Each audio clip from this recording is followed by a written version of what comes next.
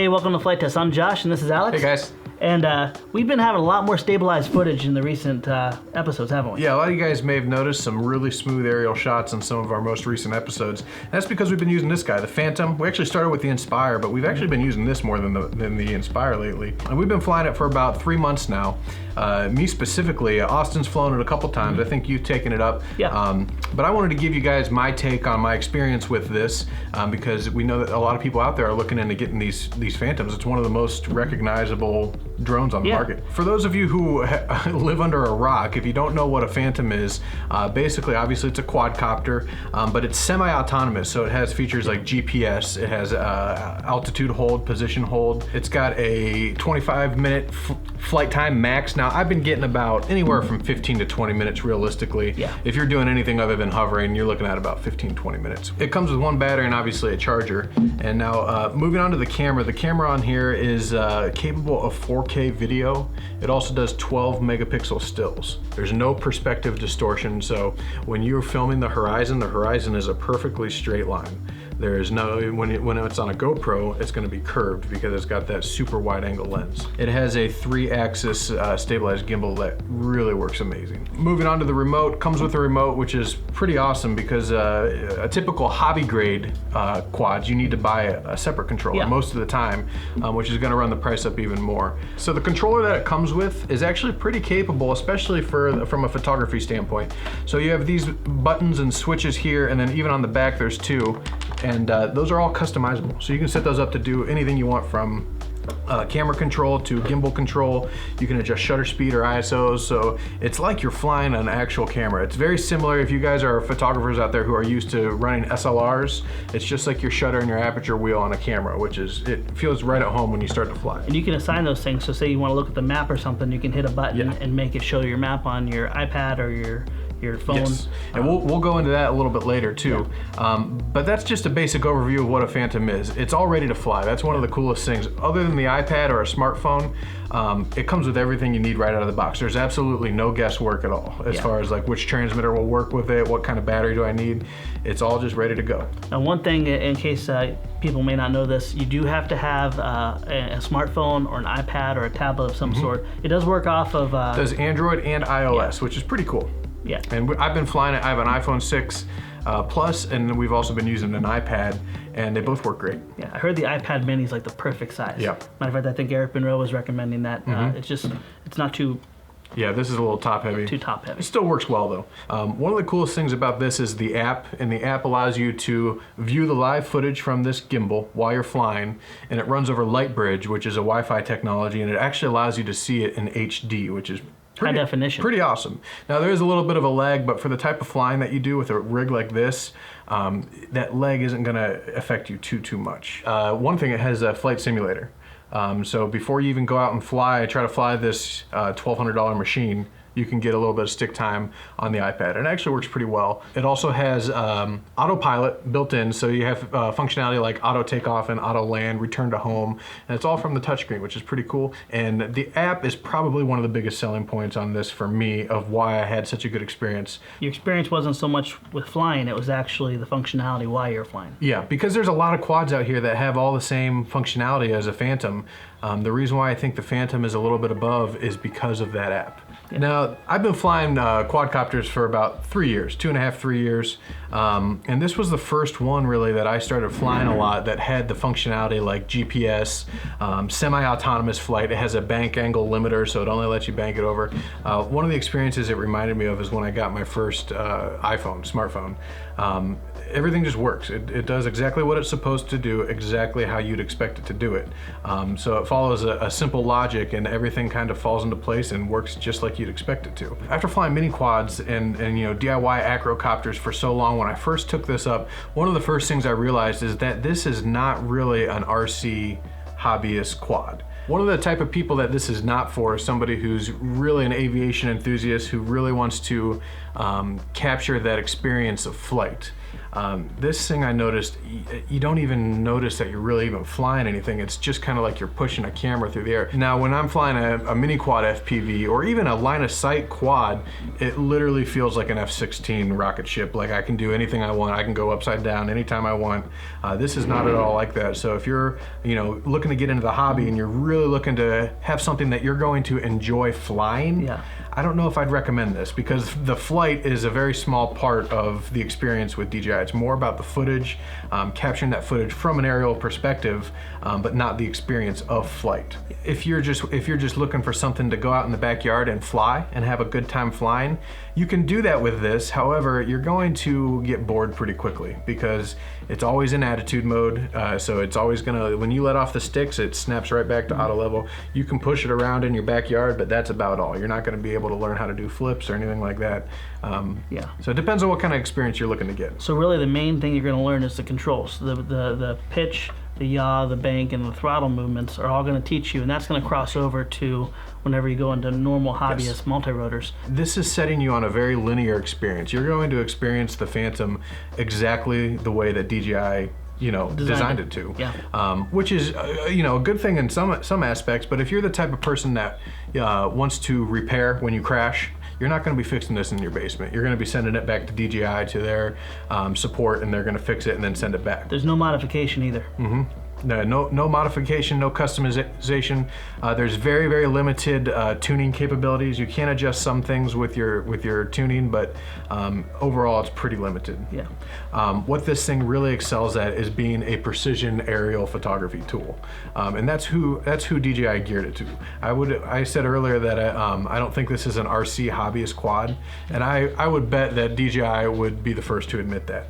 They really targeted this at people like photographers, videographers, creatives, adventurers, people who are out there that want to basically just want to capture stuff from the air, and it does just that, and it does it extremely well. So, but that being said, overall, it's extremely easy to fly. And that's what DJI designed it for. Somebody who has no experience, I'd say you could get this out of the box, follow the instructions, and you could have it flying in 15-20 minutes. I guess it almost could be considered too easy, that anybody can do it. It sounds kind of deceiving when we say something could be too easy, but the reason we're saying it is when you have an experience where you don't have to understand your equipment, understand the limits of your equipment, and you have just total freedom to put it in the air, what oftentimes happens is you push the limits, fly too close to things. You fly where you're not supposed to. Fly where you're not supposed to. And that's the one downside, is you get so much freedom so quickly, you don't get the opportunity to really respect what you should be doing it with. And that's oftentimes where you see in the news why these are kind of getting in trouble a little bit. Yes. Flying over people because people just assume, okay, it's a tool, it'll never fail. Or some people are disconnected from the industry and disconnected from the hobby, and they don't even know that there's regulations that exist. They're just like, oh, I got this thing from Best Buy, I'm gonna go, fly it over wherever. And if you guys are new to the hobby, check out a video link below. It's newbie do's and newbie don'ts. Yes. And things that you should and should not do when you get into the multi-rotor hobby and learn to fly, as we call it, drones once in a while. It's a great resource, especially if you're looking to get your first quadcopter. Yeah. Well, I really, really want to show off this app because, like I said, it is the selling point of why I'd get this over some of its competitors. So why don't we take it outside and I'll show you how it works. Sounds good.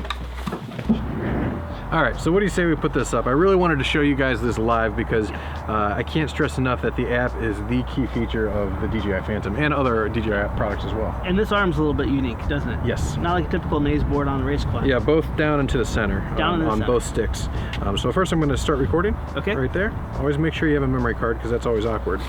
So both down into the center, and it will pretty much pop itself up as soon as you give it some throttle, and it normally goes pretty straight up. So I'm gonna. It looks so jerky. Yeah, it does. There's quite a bit of wind today, but you'll see how steady the footage is. So I'm just gonna park it right there. Okay. There we are. And see, I can adjust my shutter speed right now. You can see it stopping up and down until it's overexposed. And that's on my right finger currently. So I'm just gonna set that there, and I'm basically gonna walk you guys through all the different functionality that this app has. So we're gonna start up here in the top right corner. This is your menu that's going to get you pretty much everything. Now the nice thing is you don't have to worry about learning how to navigate this menu because all of the functionality, like say for example, you want more information on your battery. Your battery's up there, the green number in the top right. If you want to learn more about your battery, just literally click on that number. And now this is going to show you everything you need to know about your battery. You can also set your low battery warnings. I have this one set at 30% right now, and then critical warning is at 10%. That's when it's gonna say, nope, I'm not listening to you, I'm coming home. Yep, pretty much, or just landing wherever it is. So it'll show you the flight time. It also shows you how many times the battery's been charged, how much remaining power you have. It's pretty amazing. Yeah. One of the other cool things I like down at the bottom here is you can change the time to discharge. And what that means is after 10 days, if I have this battery fully charged and it's just sitting in the bag, as soon as it hits 10 days, it's gonna discharge it to 75%, which is pretty awesome because you never wanna store your batteries at full charge. Yeah, it deteriorates them. So moving on, right next to, up at the top here, right next to the battery indication, you have your HD downlink, which is your video signal, and you also have your control signal. And if you click on those, same thing, it's gonna give you a live graph that shows you how stable, or in some cases how unstable your video footage is. Same thing with the RC link. So this is gonna give you a little bit more. You can calibrate, and then also on the back here, you can see these two buttons. You can set those up to do whatever you want. So right now I have, let me exit out of this. I have the left button. When I hit that, it either brings the gimbal straight down or straight up.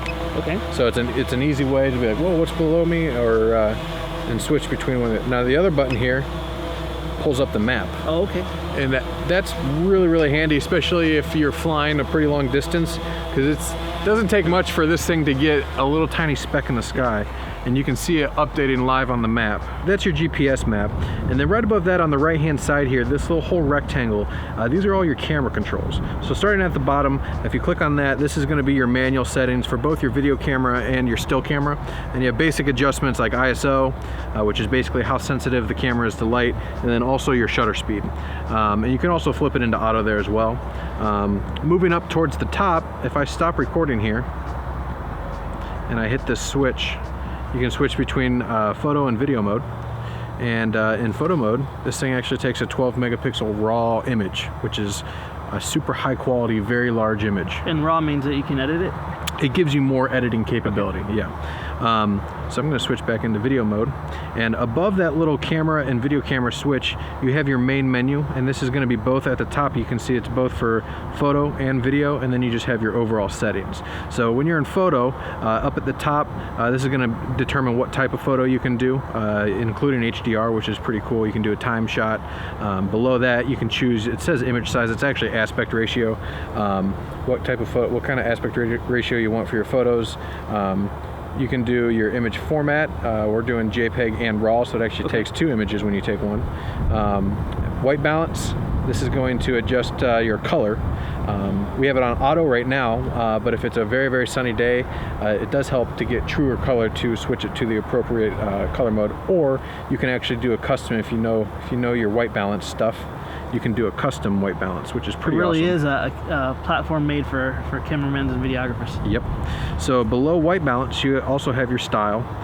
This is going to be your sharpness, your contrast, and I believe that last one is saturation, which is basically how much color is in it. So you can do fine-tuning adjustments there.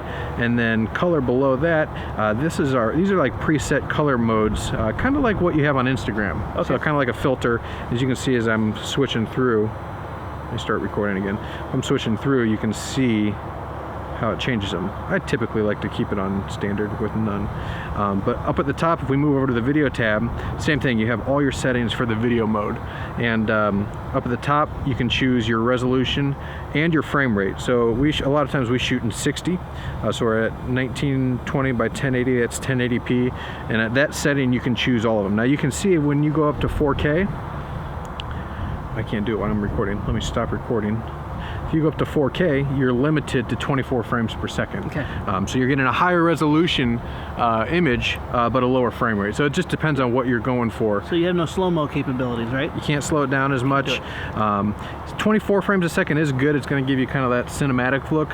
But I know a lot of the mini quad guys, they like using 60 frames per second because it looks more fluid. So below that you have video format. This is basically your file type. You can choose right there. You can switch between NTSC or PAL. Again, you have the white balance. You can adjust for the different scenarios that you might be in or do a custom one. Same thing with the style. You have sharpness, contrast, and saturation, and color. Again, those are the preset filters. The last one here is the overall camera settings. So you have that histogram I showed you earlier. You can turn that on and off. Video caption, overexposure warning I have turned off right now. This is cool too. I like using the rule of thirds when I'm shooting, and you can switch that between grids with diagonals, regular or none, or even just a center point. I like using the rule of thirds. Anti-flicker mode and quick review is off currently, and then you can reset your file index mode. So that's like an overall general settings tab, so it works pretty well. So really it'd pay to really get familiar with this, not while you're flying, but while you're on the ground. Really study these features, because if you're going to be using this for a platform to capture content, you want to know this and have this at your fingertips so you can instantly go to it and then get back to getting your subject matter. Here's something that I really like. Right below the record button, if you hit that playback button, you can actually go back. You can see all your videos. There's a picture I took. Yeah. This is the video I just took. And you can watch it while the thing's still in the air, which is crazy. Yeah. You don't have to land, you don't have to take a memory card out. Now this is a live stream preview, so it's like running over the Wi-Fi, and that's why it is a little bit lower quality. Sometimes it's a little jittery depending on your signal, but it's definitely good enough to go and see if you got that shot that you were trying to get, and if not, you can try it right again because you're still flying, which is a huge point, a selling point in my opinion. Now this last feature that I want to show you, which is a really, really cool feature of the app, I'm going to go ahead and land this first though, just because it's cold out. I don't want to be too hard on our batteries.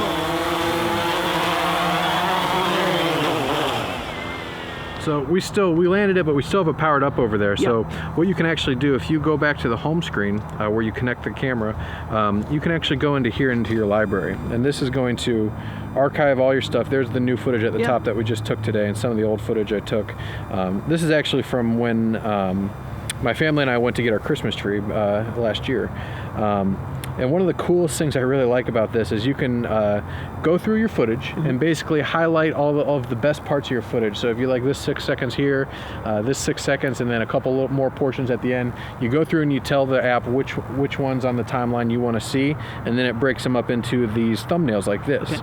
And then from there, what you can do is you can select them in the order that you want them to appear.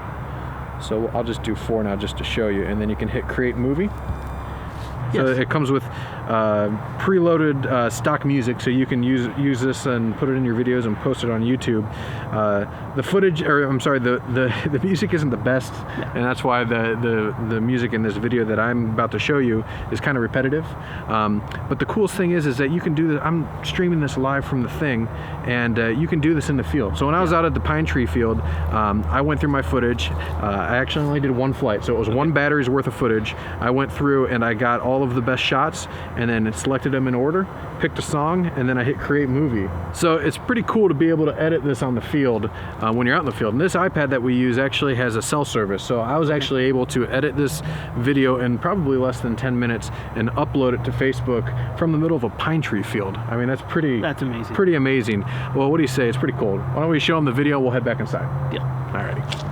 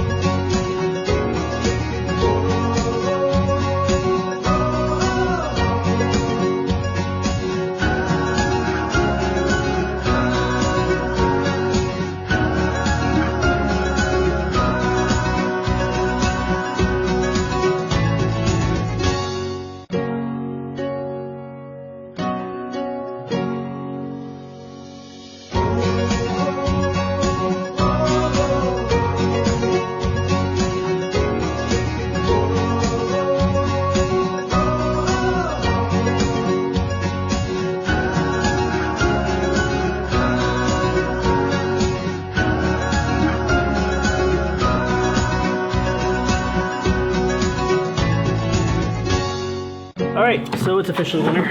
Yes, it was very cold.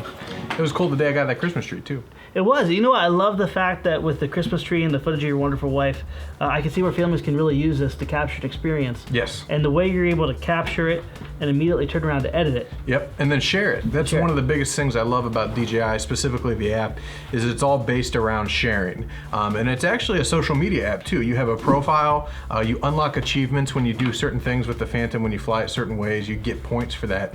And you can also upload your videos to, I think they call it SkyPixel, but it's basically like YouTube, but only aerial shots from DJI stuff. Okay. So all the different DJI community members on there, they all share stuff, and you can like other people's videos and share it, and it's pretty awesome. Well, the pros, I think, definitely is the video quality. I mean, when this thing's parked in the sky, it almost looks fake. It's so smooth and so steady. Also the flight time. Flight time is amazing. It's very hard to get a quad this size with this kind of payload, a camera and a gimbal to fly as long as it does. Price point is actually pretty good. I know that $1,200 is a lot of money, and I don't want to discredit that. But for what you get in this package, it would be very, very challenging to be able to build something that is as capable as this. And even if you had something that had the functionality, the physical functionality of this, it's not going to have that app. And that app, like I said, is the selling point on not only the Phantom, but all DJI products. Well, and as much as I'm a cheapskate, I gotta admit too, it would be $1,000 plus more to try to match the features, and I couldn't do it. As much as I wanted to, even just an HD downlink will be over $1,000. Well, and then not to mention a camera. The closest camera that you're going to be able to strap on a quad like this is a GoPro 4 Black, which is $400 or $500. So it adds up really quick. Yeah, you price it out, GoPro $500. A really good 3-axis gimbal, $300. Yeah. HD downlink, $1,000. You're not even touching the quad or anything else yet. So DJI really has the price point for this thing pretty much unlocked. Some of the cons are, it is a very limited experience. You're on a linear path to experience this, just the way DJI designed. And for some people, that's great. But for people like you that want to get that sensation of flight, like you're actually flying, whether it's line of sight or FPV, you're not really going to get it with this. One of the last cons is the accessories, like the battery, for example. A lot of the accessories are pretty pricey. There's a little battery, even though it is an extremely nice battery, it's going to set you about $150 back. It's proprietary too. It's proprietary, you can't use it for anything else, which is kind of a bummer. But for what it does on the Phantom, it does work great, it's just a little pricey. If you're new to the hobby and you're looking to get into the hobby with your first aircraft, this is not really going to do much in terms of teaching you how to grow in the hobby. For example, if you wanted to get an airplane one day, airplanes and multi-rotors, they actually do use the same components. They both use ESCs and they both use brushless motors, and you're not going to learn about that kind of stuff with something like a Phantom compared to like a DIY copter where you're plugging all that stuff in together and understanding how it works and also how to fix it. Really with multi-rotors, especially this Phantom here, what you're going to really learn is what the sticks do as far as pitch, bank, yaw, and then how the thrust works. And then also if you're flying a line of sight coming towards you, you're going to learn how some things are backwards, you know, your bank and your yaw. That's really the limit right there. And when you have such an expensive piece of machinery, we'd strongly recommend starting simple. Start with something you can fly in your house. Learn those control features. Something like an Inductrix or a Nano QX. Exactly. And these guys are fantastic, but I'd even encourage people, we say anyone can fly it. If you're going to spend $1,200 on an amazing piece of machinery like this, drop $70 and practice inside your house. You're really going to like it, and also you're going to get a taste of what real flight is like, so you can move on to the hobby. For what we use it for on the show, it's perfect. It's extremely reliable. There's no worries when you're taking it up 400 feet or when you're out pretty far. It's always there, it's always ready to go. And one of the other things I wanted to mention real quick, if you are considering getting a Phantom 3, you may want to hold off, because I wouldn't be surprised if they come out with the Phantom 4 sometime this summer. If you look back at DJI's record, the Phantom, I think the Phantom came out in 2013, and every year they've come out with a new model, the newest being the Phantom 3 Pro. And also do your research too. There's a lot of different versions. This is the Phantom Professional, right? Yes. Now they have a Phantom, what is it, a light or basic? They have the regular Phantom 3, the Phantom 3 Advanced, and this is the Professional. So what we're reviewing right now and what we've had our experience with is a Professional. Keep in mind that you're going to want to be very careful as future option comes up to read and check out what features those have and make sure that you're buying what you're looking for. If you're new to this hobby and you're new to aerial videography and that's what you're passionate about, we have some really great videos from one of the most talented AP photographers I've ever seen, that's Eric Monroe. He did some quick tips on how to use composition, how to use objects, how to track properly. Check it out, there'll be links below, along with our Inspire review. There's a lot of little nuggets of knowledge that crosses directly over to the fandom as well. Friends, we want to thank you for watching. And we'll see you guys next time. If you haven't subscribed already, make sure you do so. We got new episodes coming every Monday and Wednesday. We'll see you guys.